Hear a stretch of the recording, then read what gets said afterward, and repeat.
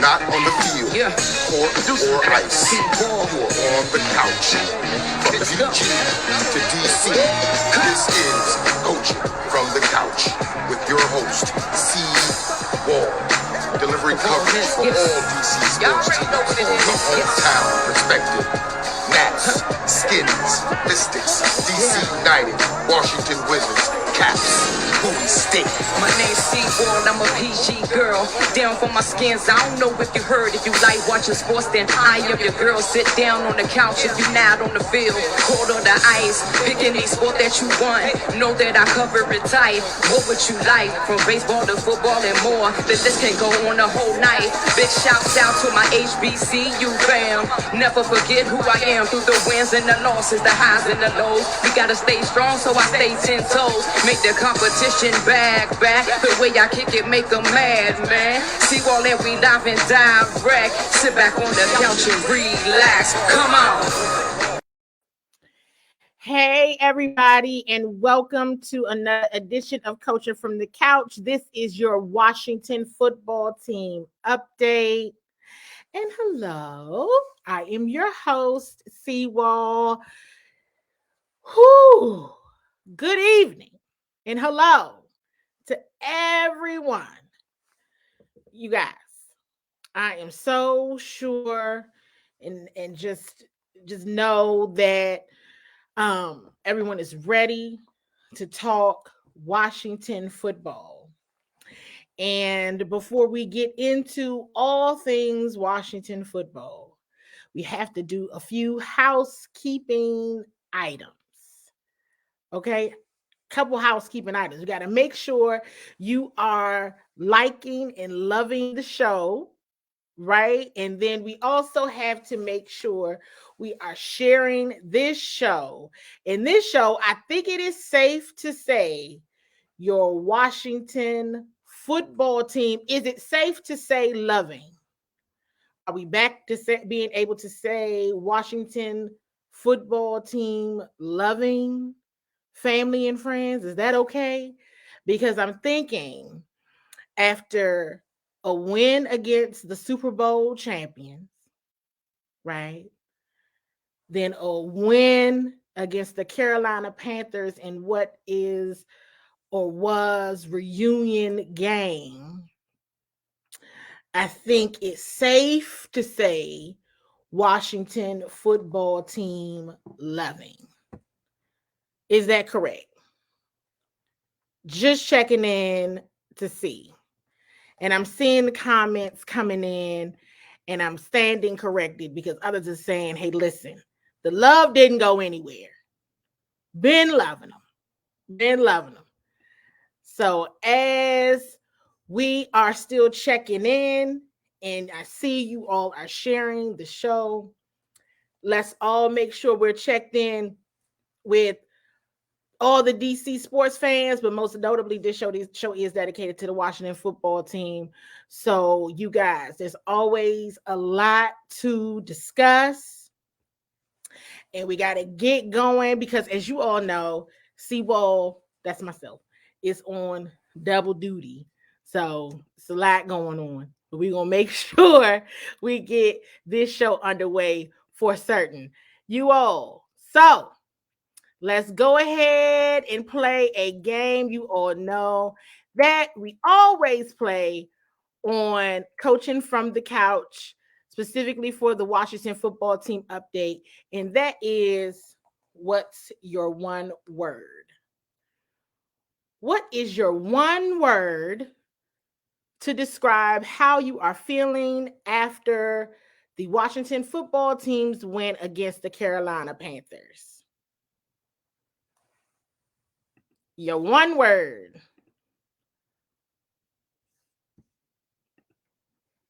I see words coming through. Optimistic.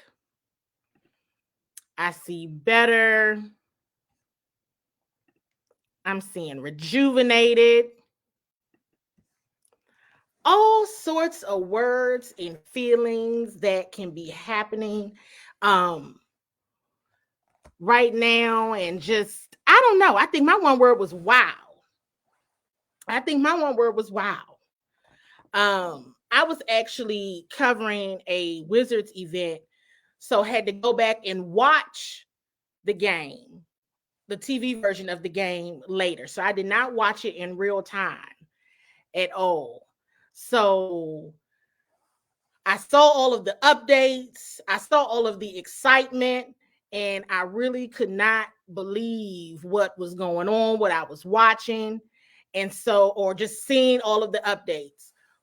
I was able to get through, I think, the very first series, which we know that the defense gave up a touchdown on the opening series, which was a theme we were seeing early on that we did not like to see, but we saw it again against the Panthers. But after that, I think the defense pretty much showed up. So my one word was wow.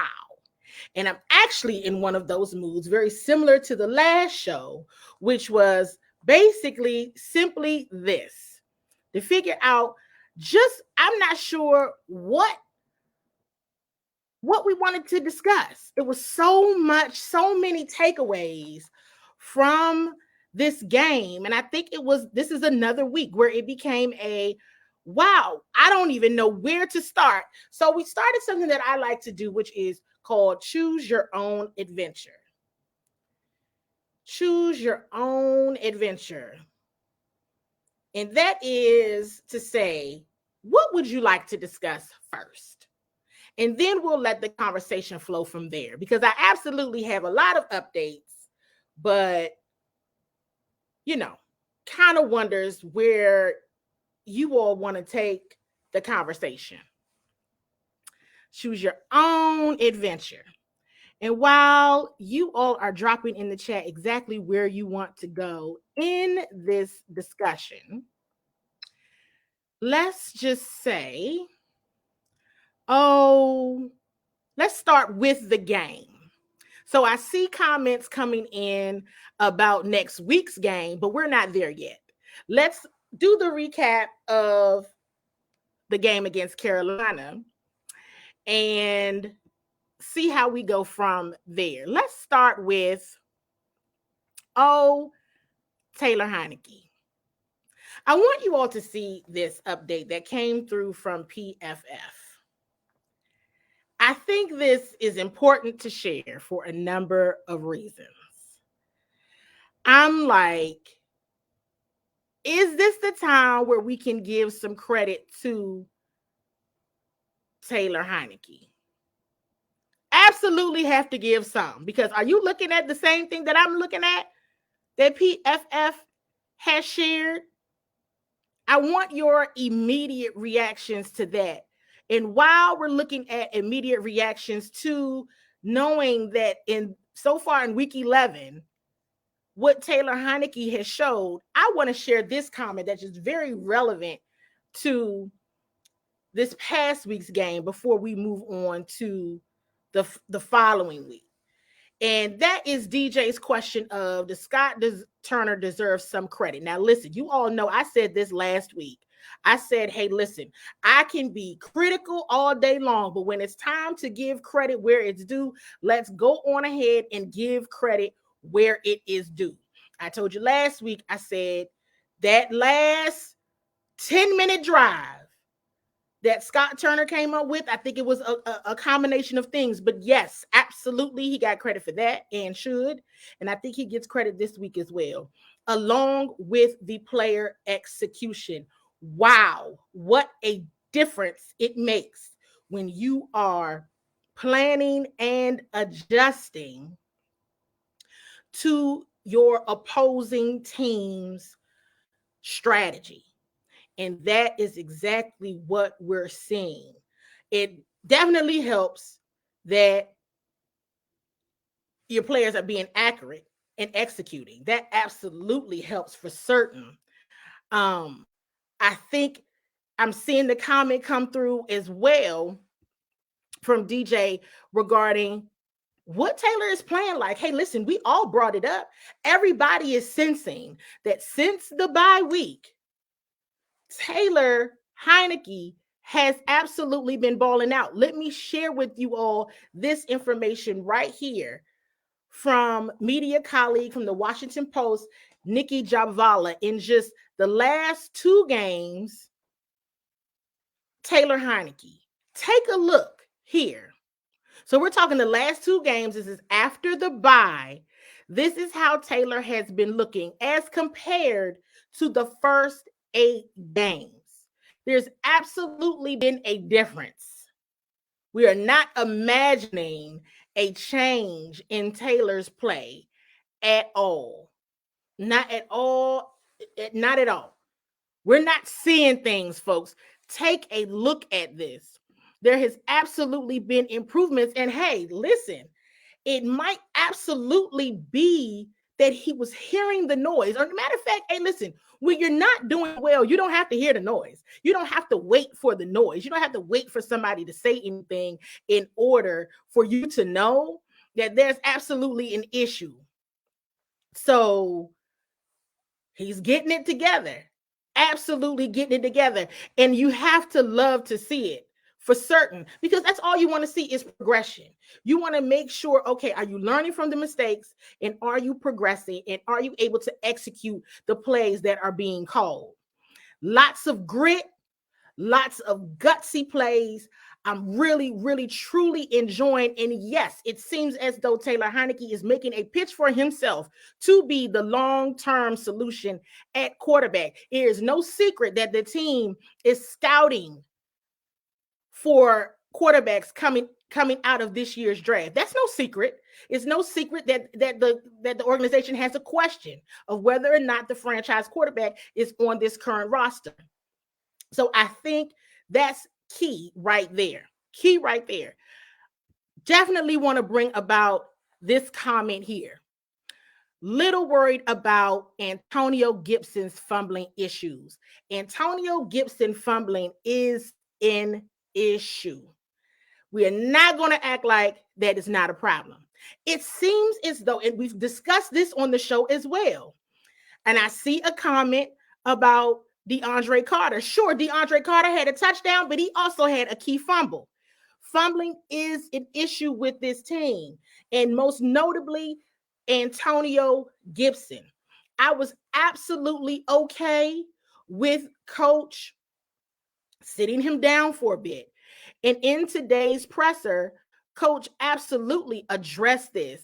And I want to share with you all what Coach said. And this is me reading from the quotes here on kind of what he shared with Antonio. I'm going to try to find it here on what he told running back Antonio Gibson after fumbling in the red zone.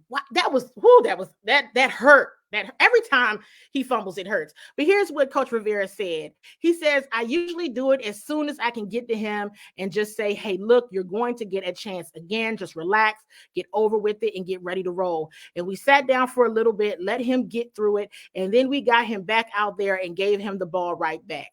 I think that's what you have to do. But, you do want to just take a breath and sit down for a second. Even still, it seems as though Antonio's handling of the football is not secure at this point in time. Again, folks are watching film. If I know, right, and if you all know how he handles the football is not safe, then we know that that's it. Of course, your opponent is going to know. They're going to look right at you and tell. All you got to do is punch it out and knock it out because the football is not secure. That fumble in the game against the Panthers, much like the fumbles in other games, were so easy to do. It wasn't hard. It was absolutely easy for the Panthers to get that football out of his hands. It was like taking candy from a baby. It should not be that relaxed when handling the rock. So that absolutely has to get better for certain. And it's just, I think of course, the Panthers were able to maximize on that mistake. But luckily, even with that mistake, the team was still able to win. So that's a good thing. That's a good thing. But glad that point came up because it was absolutely something that has been bothering me and I've been wanting to discuss for quite some time because it's an issue and it's a recurring issue as well. While we're seeing the team do better, that is absolutely something that continues to happen. The only thing is the team is able to level up and not let it, take it on a downhill slope. So, had this note, if we want to go back to Taylor Heineke for just a moment, first, his 7 touchdown passes of 20 plus yards. Can we also go on ahead and just talk about this guy right here? Terry Mclaurin, 23 contested catches. 23. He's first in the league. He has more than teams have. That is insane. And what toughness. What toughness of Terry Mclaurin out there right now being so underrated, being so just overlooked. I'm going to say it's because of the team, right? Because sometimes when your team is not that good, you don't get much airtime. But I do believe that folks are starting to notice, like, hey, how's this guy catching these footballs? The percentage is so low of the probability of him catching these footballs, and he's making it work. The other player that is second in the league has 14 contested catches. Terry is at 23. That is rock star status. So definitely tough. We talk about grit. This team is starting to find their identity on offense. Let me also say this. I think it's huge and I think it's important to say this. Can we give it up for the offensive line? The offensive line. We got to give it up for the offensive line. Let's give it up for the offensive line. I think it is so critical for us to acknowledge the job that this battered offensive line is doing. They did last week, and what we saw them do this last week, the last 2 weeks, just what we have seen, given the rotations and the injuries that have happened on the offensive line. This is absolutely great. They have been balling. And here's the thing. The coaching staff trusts them and they trust each other. They out here making it happen. Quiet is kept. They out here smashing dudes on the Bucks, and they did it on the Panthers, and they're not getting any airtime. So right here on Coaching from the Couch, the Washington Football Team Update Edition with CWall, we're going to give the offensive line their airtime because they absolutely deserve that. The way that they are willing this offense down the field and doing their dag on this to keep Taylor protected, to keep the running backs protected, to make sure they're opening up the middle so that folks can get through. Hey, listen. And most of them out there on one leg and half a knee and all of that stuff because they beat up. They're tore down, but they're up there and they're doing the dag-on thing. And they absolutely should get their credit. Yes, the offensive line should. Let me also say, before we get to the defense, let's give Joey Slye, the new kicker.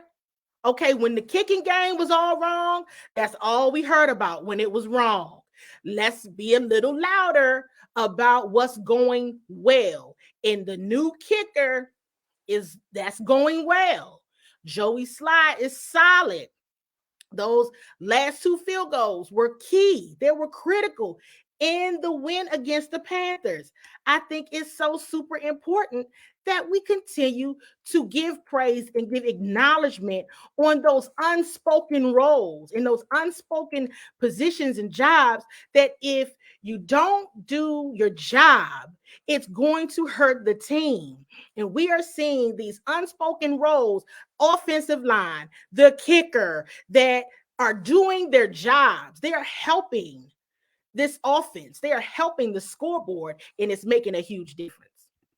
Huge, huge, huge, huge difference. Let's stop for a moment for 2 quick commercial breaks.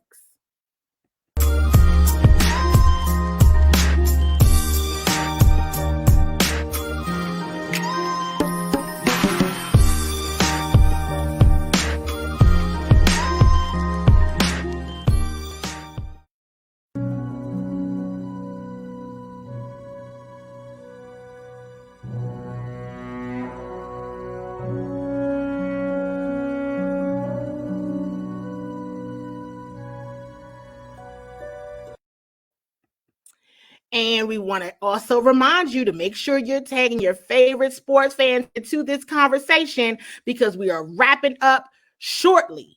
Now, let's move on to have a conversation about the defense, right? This is part of Choose Your Own Adventure. Let's time to talk about the defense. And here's what Washington football PR said. Washington's defense has allowed 2 third-down conversions this past week, the fewest allowed in a game since allowing 2 third-down conversions in a win over the New York Giants in week 8 of the 2018 season. Listen, if you all remember, in the last show, I shared a clip, and I don't know, do we still have it? I don't think so. I don't think I still have the clip loaded, but it was a clip of Jonathan Allen in the press conference where he was very bold in speaking about the depth that the team has at defensive end, and was not at all concerned about the level of play going down as a result of the injuries to Montez Sweat and Chase Young. Now, I said to myself, and I also shared this on the show with you all, I said, if Jonathan Allen isn't concerned, then I don't think anybody else should be. A lot of faith in the depth. Now we see why. I was very impressed that after the Panthers went down the field in a very convincing manner. And now let's be clear. It wasn't that the Panthers didn't score. I mean, they scored. They were on the scoreboard. They made some things happen. But there were some key moments and some key stops throughout the game that you have to say, this reunion game, this means something. Now, we all know it meant something to Ron Rivera. But I think just after the bye, I mean, in the press conferences, players are recalling and saying about how different and solid the practices have been. I definitely remember last year around this same time, this is exactly what the players were saying last year. And so far in press conferences, We've heard Jonathan Allen talk about the past few practices. We've heard Terry McLaurin talk about the past few practices. I see the comment here about Cameron Curl and his big stop on 4th down, which was amazing. We saw and heard Cameron Curl also mentioning about the practices. This team they livening up. They believe that they can beat the team that's in front of them. They believe that they can beat the team that's on the other side of the line. They're working out the kinks. And we are seeing them in just the last 2 weeks now do this with key starters out. What we're also seeing is the execution is now intact. We're seeing the offense being able to move the football. Now, did I get frustrated at times on defense? Because there were definitely some unnecessary penalties that happened on the defensive side of the ball that it makes you say, what in the world was that? Deron Payne made, in my opinion, a bonehead penalty. But look at that huge sack that he had on Cam Newton at the end of the game. That definitely sealed the win for the Washington football team. Listen, because it's Thanksgiving, so it's a lot going on this week. So this will be the only new show for this week. The others will be a recap of previous shows, but we can go ahead and kind of try to get into bold predictions for the Seattle Seahawks. The Seattle Seahawks need a win bad. They need a win bad. And I want you to drop your bold predictions. And I don't know if you all have been watching and paying attention, but Pete Carroll, he couldn't even finish his presser in the Seahawks last game. It's a little bit suspect with the Seahawks right now. And the game could go either way. I mean, at this point, the Seahawks are so desperate for a win, and Washington is riding high. So Washington is coming back from the bye with back-to-back wins in a convincing way, in a good, solid way. Because, hey, listen, you never know what could happen in these games. Seattle could be desperate in a prime time and give it their all and have some serious desperation. Or the Washington football team can say, hey, this is an opportunity to punch them in the mouth in prime time, because they are in a disarray right now because they're so desperate for a win. It could go either way. It could, because the Seattle Seahawks is a team that absolutely is in distress right now.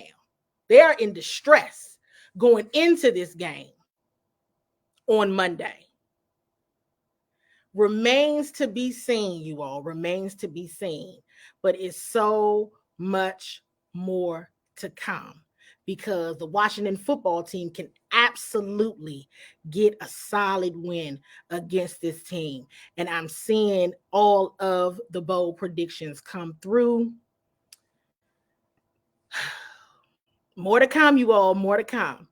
Listen, I hope and pray you all have an amazing Thanksgiving holiday. As always, thank you all so much for joining the show. You know, you can catch it on cable television, channel 11 if you have Verizon Fios, and channel 77 if you have Comcast.